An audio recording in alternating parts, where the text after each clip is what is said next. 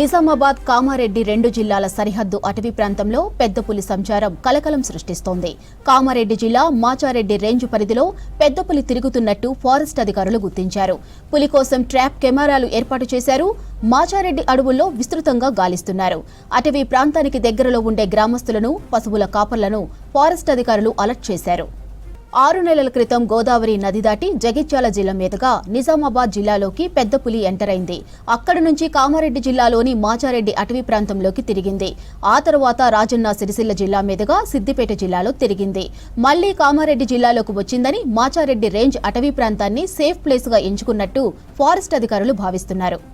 నిజామాబాద్ కామారెడ్డి రెండు జిల్లాల సరిహద్దు అటవీ ప్రాంతంలో పెద్ద పులి సంచారం కలకలం సృష్టిస్తోంది. కామారెడ్డి జిల్లా మాచారెడ్డి రేంజ్ పరిధిలో పెద్ద పులి తిరుగుతున్నట్టు ఫారెస్ట్ అధికారులు గుర్తించారు. పులి కోసం ట్రాప్ కెమెరాలు ఏర్పాటు చేశారు. మాచారెడ్డి అడవుల్లో విస్తృతంగా గాలిస్తున్నారు. అటవీ ప్రాంతానికి దగ్గరలో ఉండే గ్రామస్తులను, పశువుల కాపర్లను ఫారెస్ట్ అధికారులు అలర్ట్ చేశారు. ఇక 6 నెలల క్రితం గోదావరి నది దాటి జగిత్యాల జిల్లా మీదుగా నిజామాబాద్ జిల్లాలోకి పెద్ద పులి ఎంటర్ అయింది. అక్కడి నుంచి కామారెడ్డి జిల్లాలోని మాచారెడ్డి అటవీ ప్రాంతంలోకి తిరిగింది. ఆ తర్వాత రాజన్న సిరిసిల్ల జిల్లా మీదుగా సిద్దిపేట జిల్లాలో తిరిగింది.